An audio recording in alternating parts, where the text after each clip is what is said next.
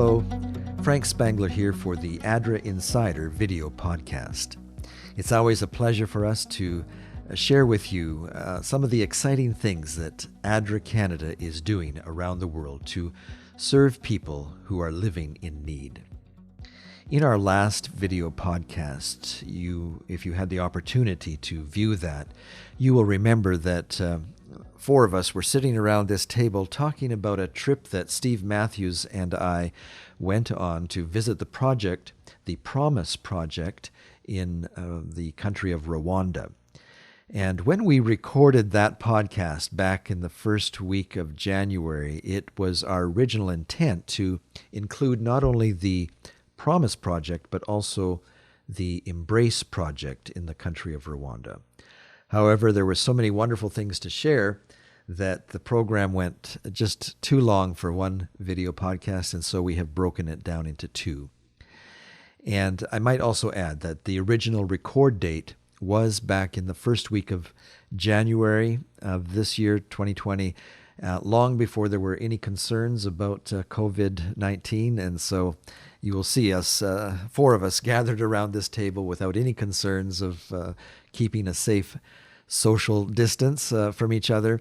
And so just be assured that the staff of ADRA Canada are following all of the Government of Canada regulations, the Ontario government.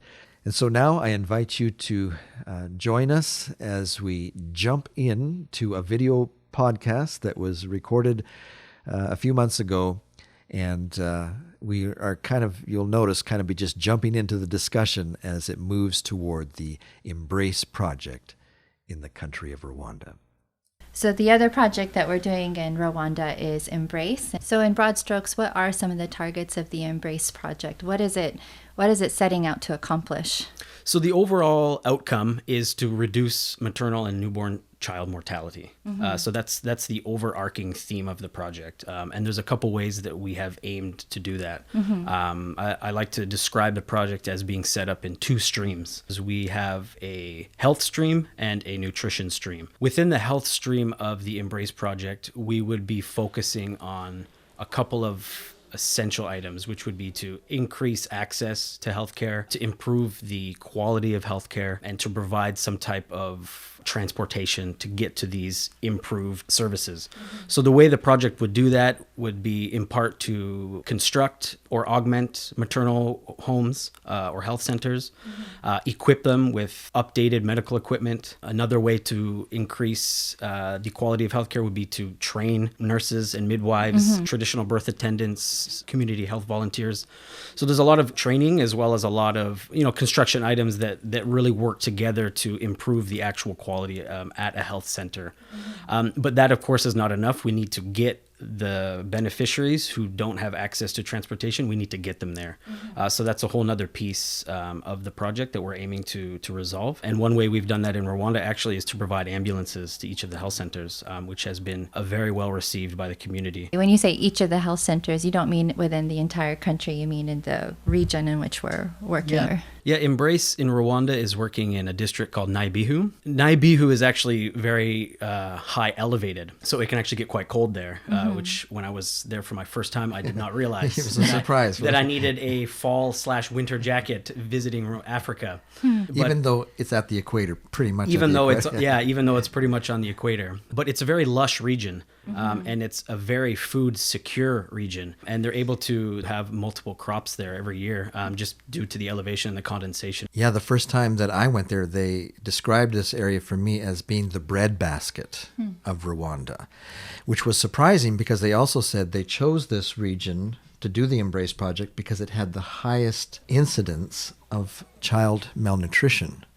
And so it was a little hard for me to understand how it could be the breadbasket, do 3 crops a year, lush environment, but have the highest rates of malnutrition for children. But they explained to me it was primarily because of a lack of education on nutrition. They believed that if they were feeding their children so that they were full every day, that they would be fine. And so they might be feeding only Irish potatoes. They called them Irish potatoes as a difference to sweet potatoes. And maybe a couple times a day filling up the children, but it wasn't providing the nutrition. And so that was one of the simple things that Embrace was able to bring in is teach families the importance of a good variety of foods. That they were already growing, I presume? No, they were mostly crop farmers. They were doing it for income. I imagine that some of the families were growing some for their table as well, but they would only grow the potatoes, and that's what they would bring home. You know, what you're stating there actually brings to mind one of the families that we visited, where when we went there, they said that before ADRA showed up, they were only growing 2 crops. Now they have 25 different crops that they're growing, and their neighbors come to learn from them as to how do we grow these different things. So they had trees, they had avocados and the tree tomatoes again, and all these different types of crops, but they had a very wide variety, and they had their grandkids were there with them, and their grandkids looked so healthy. It was nice to see that. Because of the ability to grow so much in this region, there's actually a national policy out of the Ministry of Health that dictates certain areas of land, even though it's owned by an individual or a household, is to go towards one entire large crop. So you have many families prior to ADRA coming to this region that were only growing 1 or 2 crops based on the national policy in the region. So it wasn't until ADRA Canada came in and say, okay, this is great, but we need to think beyond cash crops. We need to educate you on what type of nutrition you actually need. So we did a similar type of model that they did in Promise, which was to introduce kitchen gardens so that they could increase their variety of foods, including, beans and vegetables, things that have iron and magnesium and other nutrients that are needed for not just the children's malnutrition, but for adults as well. So. And making it a kitchen garden was very helpful because their fields might actually be 2 kilometers from their house. That's right. Yeah. So when it came time to prepare a meal, I can't go all that way to get my vegetables. And so having it just so they could step outside their home and harvest the vegetables and cook them was a real good thing. Every time I hear these stories, I turn a little green with envy on the inside because I hate grocery shopping, but I don't know how to garden yet, and I would love to have something like that for myself. And I think it's so wonderful that we're able to reach out to these people and to teach them to have those healthy foods right at their fingertips. Maybe ADRA can help teach you how to grow your own That's stuff. what I hope. I know the experts are actually over in the country, but maybe we could bring back some lessons And it's so learned or nice something. that it's organically grown and it's picked and put in the pot. That makes it so much more healthy and tasty. I get to do a lot of the transcriptions of the interviews that Frank brings back, and every time I'm like, I need to go make a salad, or I just find myself craving the foods that they're talking about, and they talk about how much tastier they are, and I feel like I'm missing out on something because I'm not growing my own organically and picking it the moment it's ready. But so that Anthony, you mentioned that we had 2 streams that Embrace was focusing on, health and nutrition. So we've touched on nutrition, but I don't think we quite wrapped up the health. What are some of the challenges that prevent people from accessing this quality health care? There's a few different things. One would be the awareness. Awareness and tradition, I would probably group those together. The awareness is low in terms of what is needed for adequate and proper health services. And also just the tradition of mainly using either a health volunteer or a traditional birth attendant in the village. Because these services up to this point have been low in quality, the motivation for some of the mothers to go and attend a health center to have her delivery has been non-existent. Why would you be motivated to go if you know you're not going to receive adequate care? That compounded with the distances and the geography of the region. Rwanda is known as the land of 1,000 hills, and the district of Naibihu is no different. It's very elevated in areas, so there's distances not just in length but also in elevation that mothers will have to overcome just to get to a health center for an antenatal checkup or something like that. One of the doctors that I spoke with there, he was telling me that one of the patients that came in one time it was a man who broke his leg, and they asked him, "How'd you break your leg?" And he said, "I fell out of my garden." What? Wow. The garden is that hilly that Yeah. he fell out of his garden and broke his leg. Wow. So that's the type of terrain that you're dealing with. And we're talking about women with varying sizes of pregnant Yes. bellies and balance, and I've had experience with that once so far and launched into my second. If they choose to go, are they walking to get there? How are they getting there? For checkups and for delivery? Before ADRA came into the region, they were almost exclusively walking, or they would have to save for months and months to hire either a motorcycle or a taxi, or often like a bicycle. But trying to ride a rickety bike on a dirt road is not always an easy task. I'm imagining over this Yes. kind of terrain as well. Yeah, with potholes and with speed bumps and with cliff sides, it's quite a daunting task. In conjunction with the villages and the community, the ADRA was able to provide adequate ambulances for a lot of the health centers we're working with that are able to provide transportation. So the way it has been set up is that the project will procure the ambulance with 1 year's worth of insurance and then it's delivered to the health center, and then the community or the Naibihu district, whoever is in charge of a lot of the health services in the region, will then assume the responsibility of running and maintaining the ambulance and making it insured and things like that. So we provide the big ticket item and provide the ability to use it right away, and then in collaboration with the community, they're able to move forward and to use it in the foreseeable future, which is a very good sustainability mechanism. They're not reliant on us after we provide the initial item. And something I noticed after the delivery of the first ambulance, up in the very high region, the government started building roads for the ambulance to drive on. And so all of a sudden, they're not having to walk or drive their bike down a path.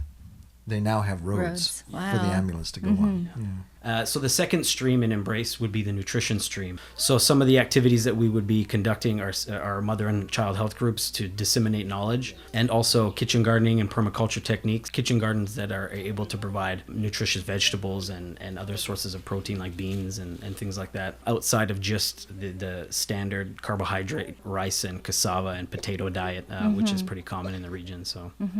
So if the project is teaching them how to grow these different fruits and vegetables that maybe they've not encountered before, how do they know what to do with them? So the permaculture consultant that has been a part of the project will come in and do workshops and not only teach them how to grow, but they'll also teach them alongside with the nutritionist what their use is in terms of their nutritional value. And they'll provide startup kits for the households, which include spades and seeds and things like that, so that they can actually get their kitchen garden going.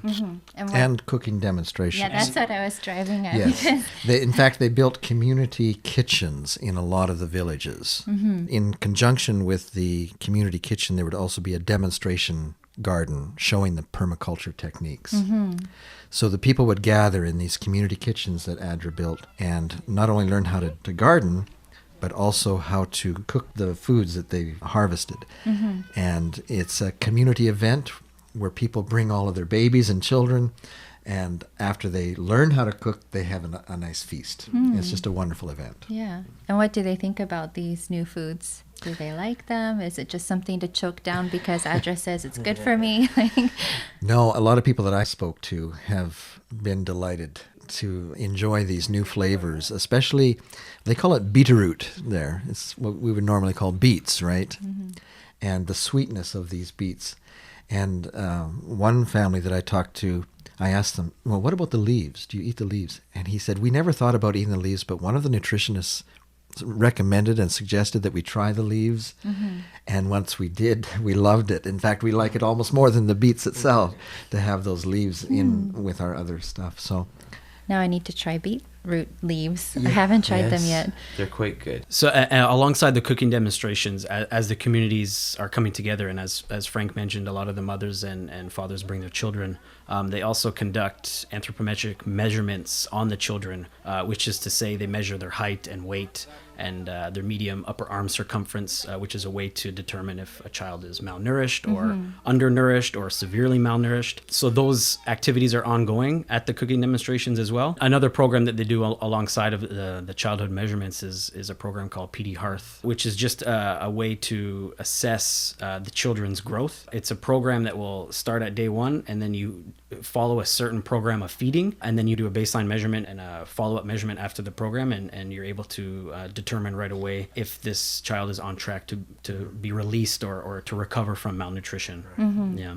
There was a family that we met when we were visiting that region, and the lady's name was Godens, and she had 8 children. Before ADRA came along, she was essentially homeless and trying to just some subsistence existence and trying to get enough to feed the children. Her last 2 children were twins.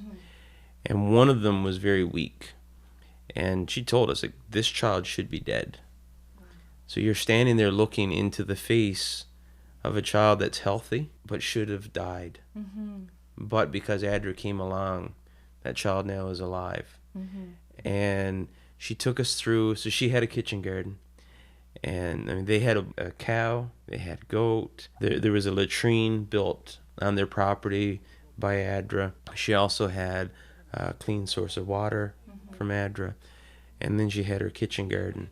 I mean, this is on the side of a hill where most people wouldn't even think of trying to build something. It was really amazing to go through and see all the foods that she had and how healthy her family is now because of our involvement. But, you know, we were able to, and kind of to what Anthony was talking about, with they would only eat 1 or 2 different types of food. That was it.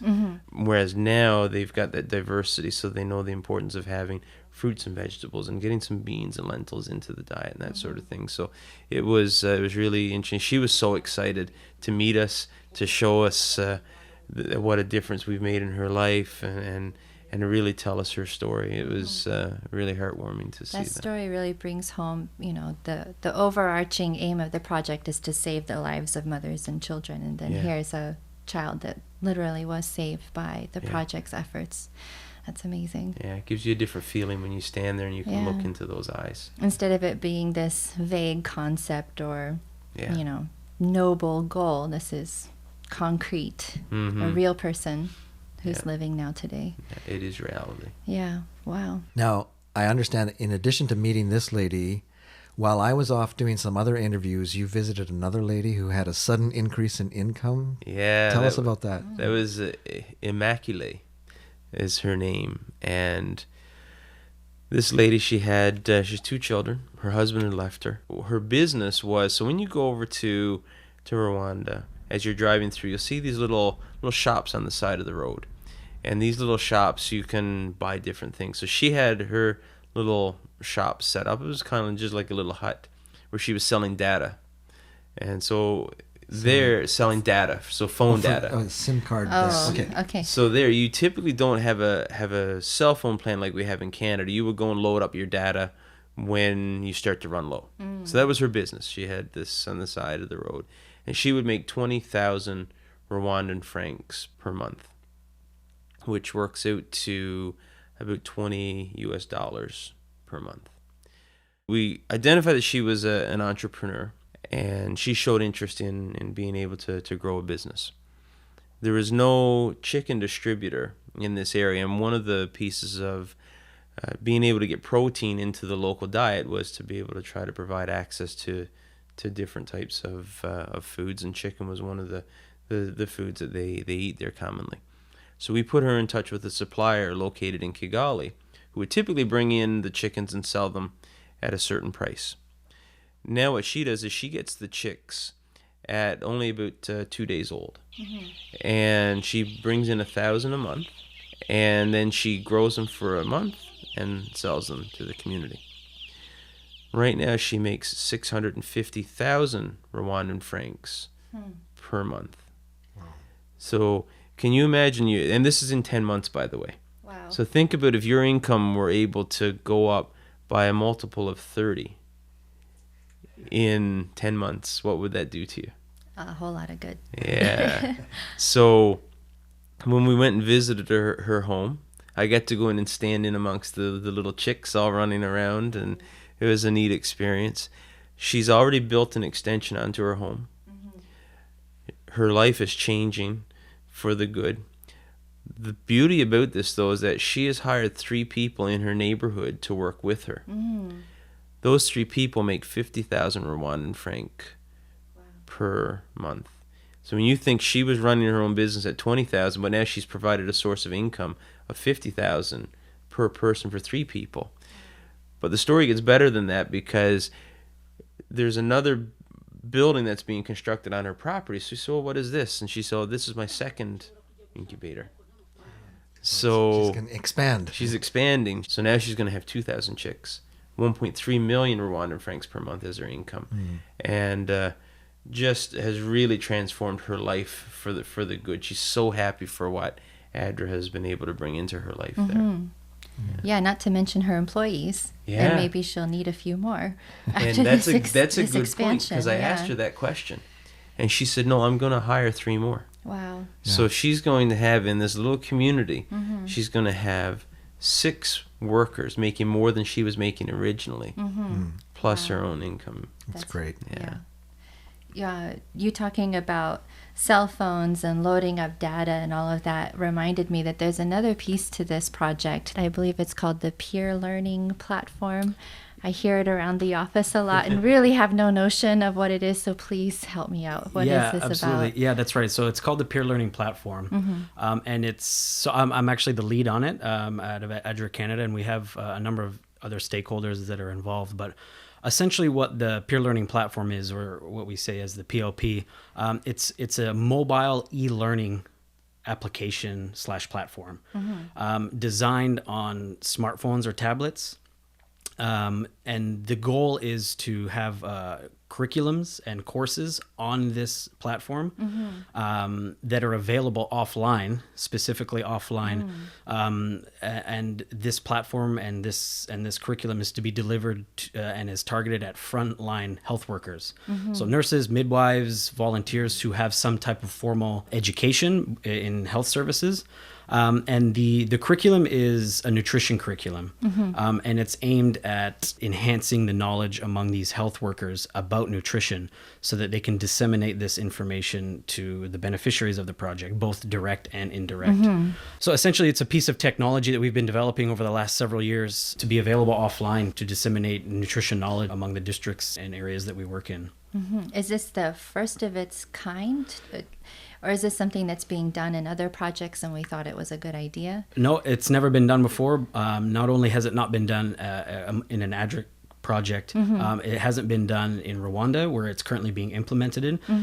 And during our preliminary literature review that we did before diving into this application development, it actually is not done to the specifications that we're doing it actually anywhere, which has been very interesting to us and interesting to the government in Rwanda as well, because it brings a new piece of innovation to both our offices and to the district that we're working in. Who's our partner on that? So we have a couple partners. Our technology partner is called Chalkboard Education, and they're a technology agency based out of Accra, Ghana, in West Africa, and they are the ones who have developed the platform, and they host the platform in their cloud servers, all that. And our other partner, who's based out of Toronto, is the Sick Kids Center for Global Child Health. So the Hospital for Sick Children has, of course, a very large hospital. It's one of the most renowned hospitals in the country, if not the continent. And they have a humanitarian sector in their hospital, which is called the Center for Global Child Health. And they work around the world with agencies like ADRA and other agencies and NGOs to help alleviate or reduce the burden and mortality rates of children. They are the curriculum experts. The nutrition curriculum that we're currently using on the PLP is based off of a curriculum that they had already implemented in the region in Africa that we're working. As part of the East, Central, and South African Health Conference. So they have implemented this curriculum in other countries. So we were able to leverage this curriculum and adapt it and contextualize it to Rwanda specifically to enhance and disseminate the nutrition knowledge, as mentioned already.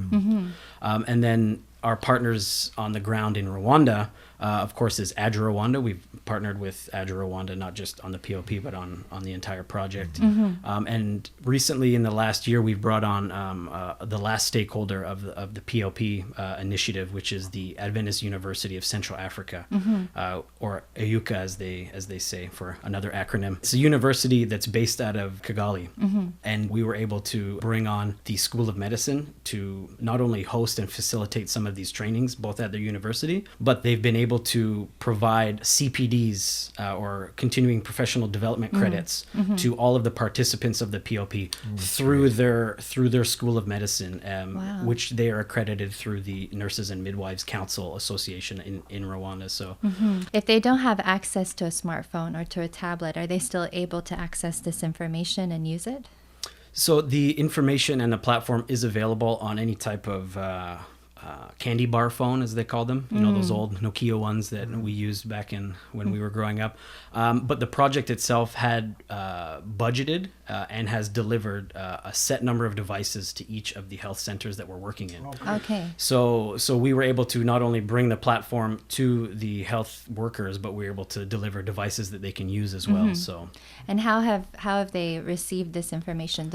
You mentioned that the Rwandan government is interested, but what about the end user? How do they feel about it? Are they actually using it? yeah, absolutely. So we did a handover back in September of 2019, and since then we've been able to track participation and knowledge uptake for each of the users. And we went back in November of 2019 to conduct a focus group with a lot of the participants.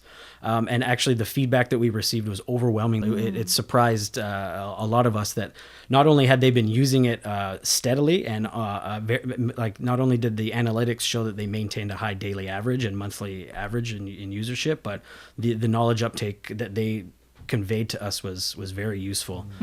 We were able to, during these focus group sessions, get feedback from not just the health center director, but also the people actually using it, saying that they're using it on their way home. They're using it during their night shifts when there's not a lot to do.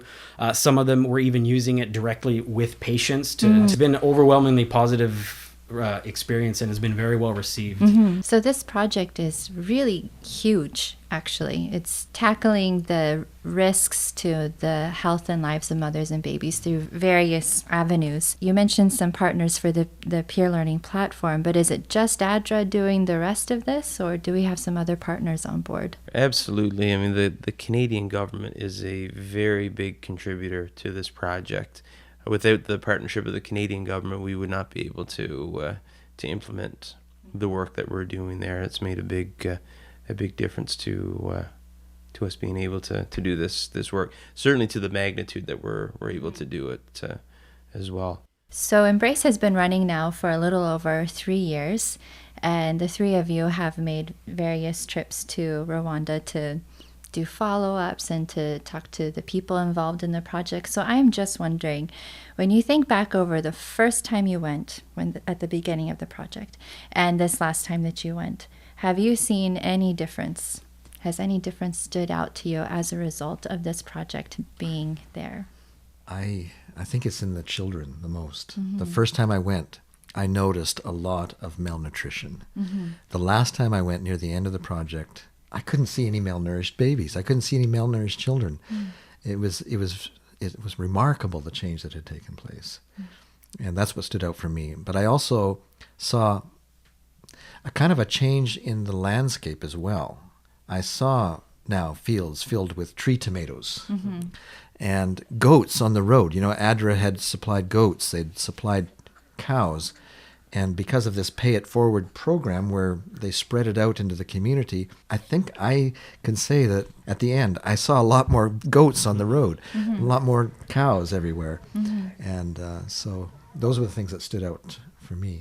You get direct feedback from the beneficiaries that you visit, and you see the smiles on their faces, and they communicate to you that the project has directly helped them, whether it's increased their income by way of a crop, whether it's had a better positive experience at a health center due to the increased quality of services. One particular woman that stands out that I'll never forget is in June of 2019 when we did ambulance handover, and the entire community came. There must have been 300 people at this handover ceremony. And there were a few mothers that came up to do a bit of a story about how this ambulance has impacted them. And one woman communicated that early on in the project, when there wasn't an ambulance, she actually lost a child on her way to the health center. And since the ambulance had been handed over and the new maternity ward had been constructed, she was able to receive transportation to the newly equipped health center and to deliver a very healthy baby. And she was breaking down in tears during this, and I mean, it was a very touching story. So I had the opportunity of interviewing a lady who had just recently given birth in the birthing facility that ADRA had built there with Canadian government help. And I was delighted to hear what she had to say. She said, it was so beautiful. It was like I had given birth in Canada. Wow. I mean, for me, I've only visited there once. Mm-hmm. But when I listen to the stories of what the conditions were like before I went there compared to what I actually witnessed, it's like I was visiting a completely different place. Being able to visit all the different gardens and the different homes of people, that's what really shows me, we are making a difference in people's lives, because when they tell me what their lives were like before, it's, you don't have to look very far to be able to see that, hey, we have changed the lives of people here. That's wonderful. Well, I guess that's all the time we have, gentlemen. Thank you so much for sharing with us about the Embrace Project and the lives that are being changed. Thanks to the support of our partners in the Canadian government and our supporters as well. Thank you for spending this time with us to learn about the work of ADRA. We invite you to our website, adra.ca, to see more photos and videos of what we've been discussing. You can also go to YouTube and Vimeo and look for ADRA Canada or ADRA Insider and subscribe to this video podcast. Share us with your friends and family. And if you're driving and you're listening to us, you can always catch us on your favorite place to pick up your podcasts. Thank you very much. Yes. Goodbye.